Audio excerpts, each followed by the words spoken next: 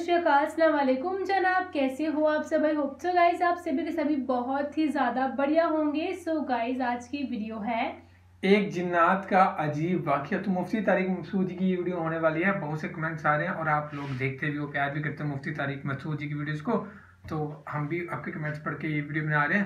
سو باقی آج کی ویڈیو ہونے والی ہے ایک جن کا واقعہ ہونے والا ہے. تو دیکھتے ہیں کہ کیسا واقعہ تھا، کیا ہونے والا ہے اس میں، مفتی طارق مسعود جی کیا بتاتے ہیں. سو اس کو پلے کرتے ہیں، پھر کرتے ہیں باقی باتیں. سورہ جن، اس میں اللہ تعالیٰ نے جنات کی تبلیغ کا تذکرہ کیا ہے. ہوا یہ تھا کہ رسول اللہ صلی اللہ علیہ وسلم قرآن مجید کی تلاوت فرما رہے تھے تہجد میں. مسجد جن وہاں مکہ میں موجود بھی ہے. تو جنات کا ایک وفد وہاں سے گزرا. انہوں نے جب قرآن سنا تو بڑے حیران ہوئے. یہ تو بالکل ویسا کلام ہے جیسا موسیٰ علیہ السلام پر نازل ہوئی تھی تورات اور حضرت عیسیٰ پہ انجیل. یہ تو بالکل ویسا کلام ہے. یعنی ان کو اندازہ ہوا کہ یہ پیغمبر ہیں. وہ ہو سکتا ہے جن بھی پڑھے لکھے ہوں، یعنی اہل کتاب میں سے ہوں. تو وہ اچھا اس میں توحید کا بیان بھی تھا. تو وہ جنات جا کے اپنی قوم کو تبلیغ کرنے لگے. اچھا پھر ایک اور واقعہ یہ ہوا تھا کہ جنات جب آسمانوں پہ جاتے تو شہاب ثاقب کے ذریعے ان کا آسمانوں پہ داخلہ بند کر دیا گیا. تو یہ خبر بھی جنات میں پھیل گئی کہ پہلے ہم جاتے تھے کچھ نہیں ہوتا تھا، اب جانا روک دیا جا رہا ہے.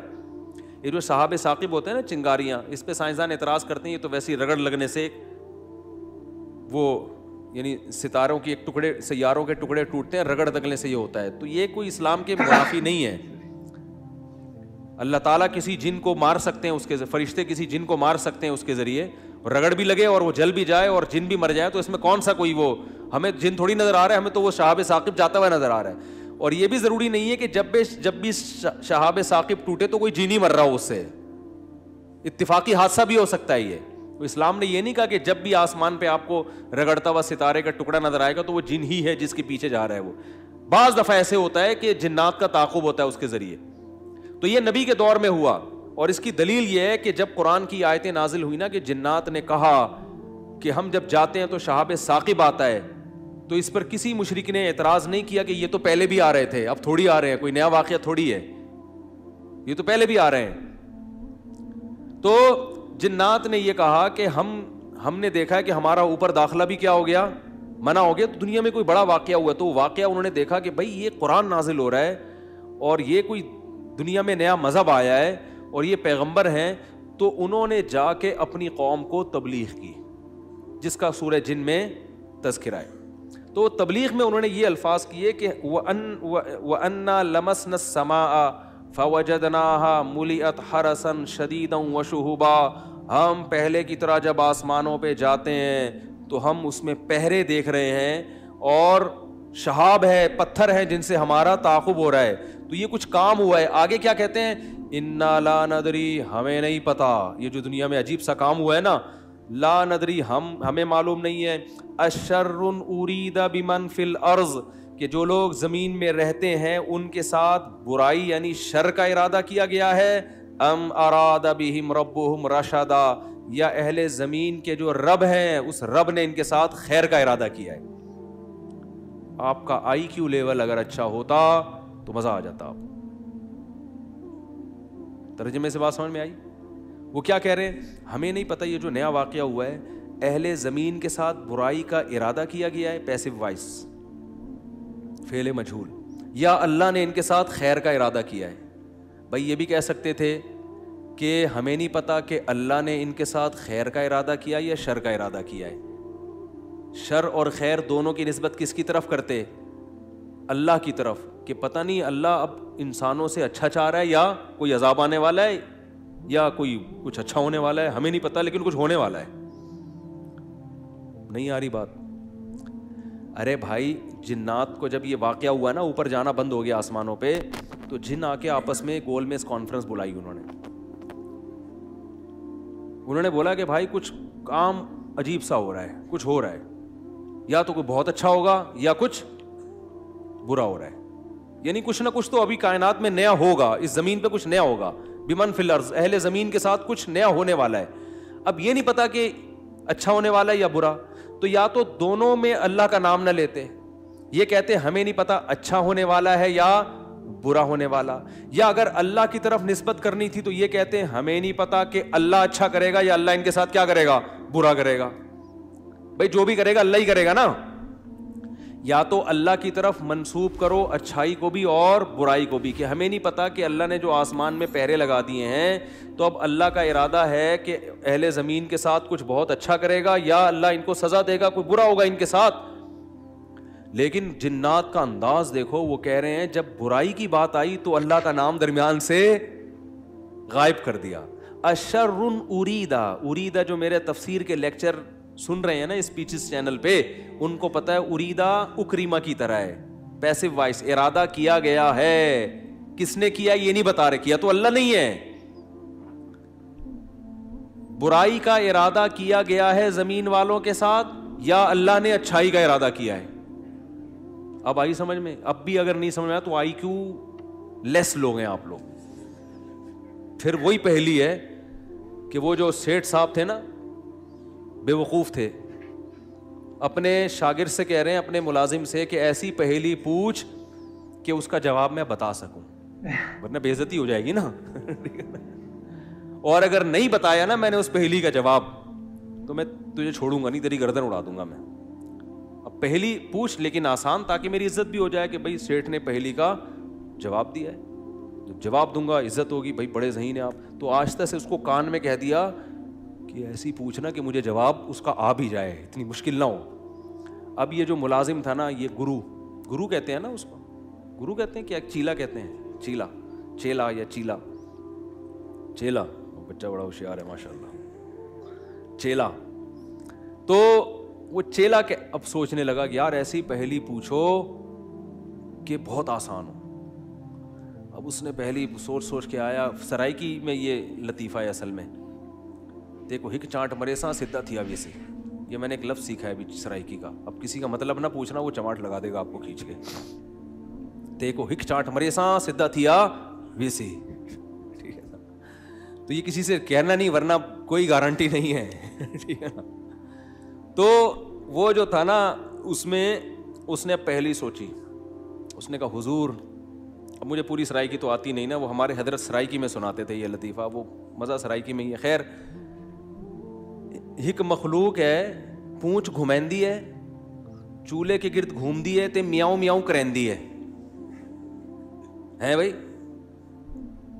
پونچھ بلی ہے نا, سب کو پتا ہے بھائی, اور چولہے کے گرد اکثر گھومتی ہے, اور آخر میں کمبخت نے یہ بھی بتا دیا کہ میاؤں میاؤں کرندی ہے, کہ یار ایسا نہ ہو یہ کوئی شیر اور چیتا کو لے آئے. اب یہ کھوپڑی اس کی کام نہیں کر رہی نا, آئی کیوں. اب یہ گھنٹہ بیٹھ کے سوچ کے کہتا ہے یار کس مصیبت, کہہ رہے ککیڑ مرغا نا. اب یہ جو چیلا تھا نا, اس نے بولا اگر میں نے بول دیا نا کہ یہ غلط ہے تو میری تو ایسی کی تیسی. اور یہ تھا ڈیڑھ ہوشیار. یہ اگر یہ کہہ دیتا کہ جی یہ جو ہے کیا نام ہے صحیح جواب دیا, تو اس کو یہ شبہ تھا کہ جو میرا گرو ہے وہ کہے گا کہ یہ شاید 2 نمبری کر رہا ہے. تو اس نے بڑی چالاکی سے کام کیا, اس نے بولا حضور لگتا ہے کسی نے دسیا ہے, یعنی اتنی مشکل پہلی میں نے پوچھی تھی اور آپ نے بالکل درست جواب دیا, یہ کسی نے یقیناً آپ کو بتایا ہے. تو جواب کہتے ہیں نہیں, عقل جی دوڑ ہے, عقل کی دوڑ ہے بھائی. ادھر کیا ہے یہ عقل جی دوڑ ہے, ہمارے ادھر ایسی پڑھتے تھے, عقل جی دوڑ ہے, عقل کی دوڑ ہے بھائی یہ. تو میں نے اتنی ڈیٹیل میں آپ کو بتایا, اب بھی سمجھ میں نہیں آ رہا کہ جنات کیا کہہ رہے ہیں, انا لا ندری, ہمیں نہیں پتا, اشر ارید بمن فی الارض, کے زمین والوں کے ساتھ شر کا ارادہ کیا گیا ہے, ام اراد بہم ربہم رشدا, یا رب نے خیر کا ارادہ کر لیا ہے. تو کتنی تمیز ہے جنات میں ہے بھائی. حالانکہ شر کا ارادہ بھی اگر کیا ہے تو اللہ نے کیا ہے, خیر کا ارادہ بھی کیا ہے تو کس نے, لیکن قرآن جنات کے ان الفاظ کو نقل کر کے, قرآن نا سمندر ہے, بہت سارے مضامین قرآن میں ہوتے ہیں, ایک ایک آیت میں بہت ساری چیزیں نکل رہی ہوتی ہیں. تو یہاں یہ جہاں یہ بات ثابت ہو رہی ہے, تبھی تو فقہاء نے بیان کیا نا کہ قرآن اور حدیث سے استدلال 4 طریقوں سے ہوتا ہے, عبارت النص, اشارت النص, اقتضاء النص اور دلالت النص. 4 طریقے ہیں جہاں سے فقہاء قرآن و سنت سے مسائل نکالتے ہیں, جو اصول فقہ میں پڑھائے جاتے ہیں. جو آج کل جو نئے محقق آ رہے ہیں نا مارکیٹ میں, انہوں نے ان میں سے کوئی اصول بھی نہیں پڑھا ہوتا. تو اس سے یہ بھی پتا چل رہا ہے قرآن تمیز بھی سکھا رہا ہے ہمیں کہ جنات سے تمیز سیکھ لو, ہمیشہ شر کی نسبت اپنی طرف کرو.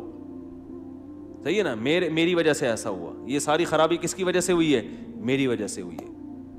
بھائی میری کوئی کوتاہی ہے جس کی وجہ سے شکست ہوئی ہے.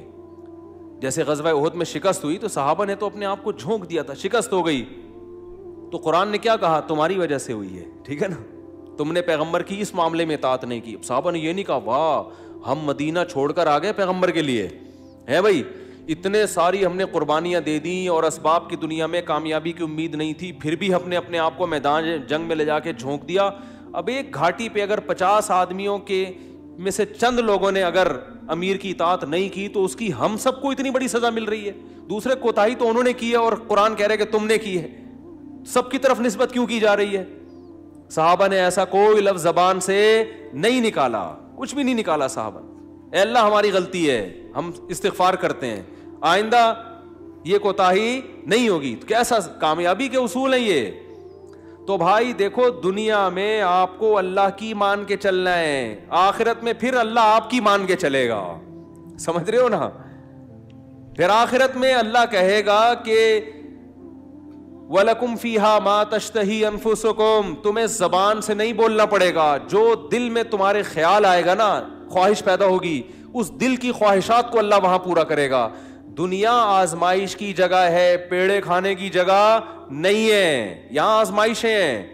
اور اگر کوئی آزمائش نہیں ہے تو یہ خود ایک آزمائش ہے. آپ کہہ سکتے ہیں فلاں تو بڑی ہنسی خوشی زندگی گزار رہا ہے, وہ تو کوئی آزمائش ہی نہیں ہے. او بھائی یہ ہنسی خوشی زندگی خود ایک آزمائش ہے کہ یہ اللہ کا شکر ادا کر رہا ہے کہ نہیں کر رہا. اسے نہ کوئی بیماری ہے, اس کا گھر بھی ہے, اس کے بیوی بچے بھی ہیں, اس کو سکون بھی ہے, گھر میں آتا ہے بیگم تمیز سے بات کرتی ہے, اور جناب گھر سے باہر نکلتا ہے تو بیگم پوچھتی نہیں ہے واپسی پہ کہ انڈے کیوں نہیں لے کر آئے, کوئی کسی قسم کی ٹینشن نہیں ہے. یہی ہو رہا ہے نا آج کل. اور جناب ابا بھی ٹھیک ہیں, اماں بھی ٹھیک ہیں, ملک کی حالات بھی ٹھیک ہیں, بے روزگاری بھی نہیں ہے, بلب کے والدین کو گالیاں دینے کی بھی ضرورت نہیں ہے, لائٹ بھی نہیں جا رہی ہے, پنکھا بھی چل رہا ہے, بٹن دباؤ پنکھا چلتا ہے. جیسے آسٹریلیا میں تو یہی ہوتا ہے, بٹن دباتے تھے پنکھا چل جاتا تھا. وہاں پہ میں حیران ہوتا تھا یار, ہم تو دیکھتے ہیں ٹرائی کر کے چلا کہ نہیں چلا, ایسا ہی ہوتا ہے نا, چل گیا اے اللہ تیرا شکر ہے, نہیں چلا کوئی بات نہیں, لائٹ آنے والی ہے تھوڑی دیر میں آ جائے گی. جنریٹر چلاؤ, کھینچو پھر اس کو جا کے, کتنے تو چپک کے مر گئے جنریٹر سے بیچارے اس چکر میں. تو کوئی ٹینشن اگر نہیں ہے تو بھی بڑی ٹینشن ہے بھائی.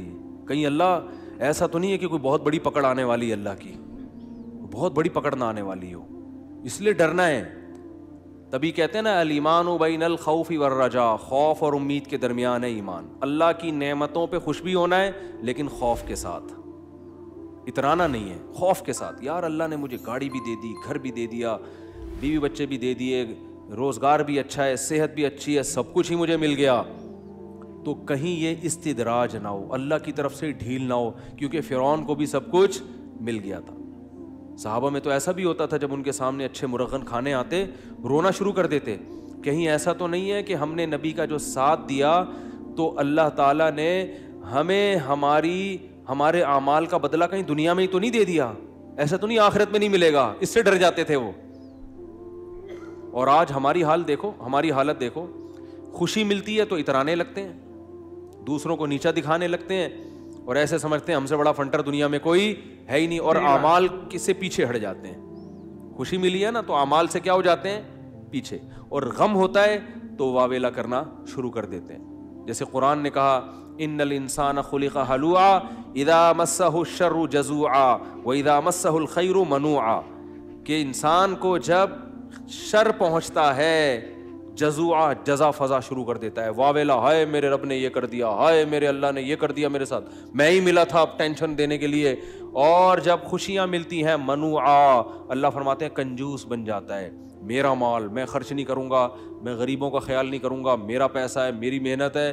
تو کہیں الا المصلین, فرمایا کچھ لوگ ہیں جو معتدل ہوتے ہیں کہ جب غم پہنچتا ہے تو صبر کرتے ہیں, خوشی پہنچتی ہے تو اللہ کی اطاعت میں اور زیادہ بڑھ جاتے ہیں. اور وہ کون لوگ ہیں؟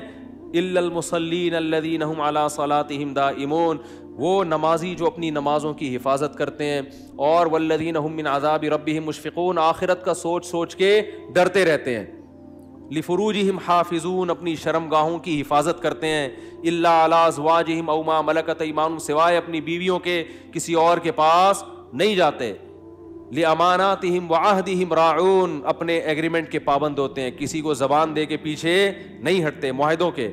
تو اللہ نے جو خوف دن کے دل میں نا ان کی یہ صفات بیان کی ہیں، فرمایا یہ نارمل لوگ ہوتے ہیں۔ یہ کیا ہوتے ہیں؟ نارمل۔ آج کسی نے بتایا کہ وہاں ایک افغانی آئے ہوئے تھے، وہ کہنے لگے کہ ہم نے وہاں امریکیوں کو دیکھا ہے کہ جب ان کی لڑائی ہوتی تھی نا وہاں افغانستان میں، تو ادھر افغانی جب شہید ہوتے ہیں تو ان کے دوسرے جو بھائی ہیں نا وہ صبر کرتے ہیں، بھائی شہید ہو گئے، اللہ تعالیٰ اس کے درجات بلند کرے۔ انہوں نے کہا کہ جب کوئی امریکی قتل ہوتا ہے تو چیخ چیخ کے رو رہے ہوتے ہیں فوجی۔ تو یہ ایک اسلام کا ایک صاف نظر آتا ہے کہ مسلمان غم کیسے جھیلتا ہے، اور جس کا آخرت پر ایمان نہیں ہے، حالانکہ ان کی فوج میں موٹیویشنل اسپیکر بہت ہوتے ہیں جو ان کو موٹیویٹ کرتے رہتے ہیں ملک، لیکن وہ کہتے ہیں ذرا سا زخم ہوتا ہے ایسا چیختے ہیں۔